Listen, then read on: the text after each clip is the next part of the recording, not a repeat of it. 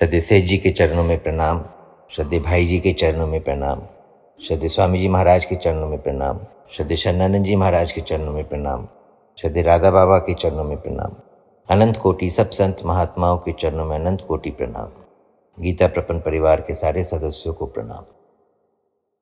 कि ये संसार स्थायी नहीं है, बदल रहा है, जा रहा है। हम दुख क्यों पाते हैं? क्योंकि इस बदलने वाले संसार को, इस जाने वाले संसार को हम स्थायी रखना चाहते हैं, हम इसे पकड़ के रखना चाहते हैं। ये बात भी कहने को आ रही है कि हम स्थायी रखना चाहते हैं। अगर हम इस बात पर विचार करेंगे तो वास्तव में हम स्थायी रखना नहीं चाहते। अपने सबको परिवर्तन चाहिए। अगर परिवर्तन नहीं होगा, अगर बदलाव नहीं होगा तो हम उससे उकता जाएंगे। थोड़े समय बाद हम उस अपरिवर्तनशील देश से, अपरिवर्तनशील वस्तु से, अपरिवर्तनशील व्यक्ति से हम उकता जाएंगे। आनंद नहीं आएगा।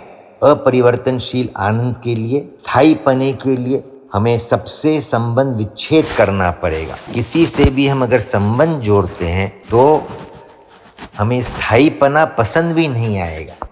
तो ये जो संसार का बदलना है, ये जो संसार की क्रियाशीलता है, परिवर्तन है, ये भगवान की लीला है। लीला कभी भी स्थायी नहीं होती। अगर स्थायी हो जाएगी तो वो लीला नहीं रहेगी, वो चित्र बन जाएगा। लीला में क्रिया निश्चित रूप से होगी। अगर क्रिया नहीं हो रही है तो वो लीला नहीं, वो चित्र होगा।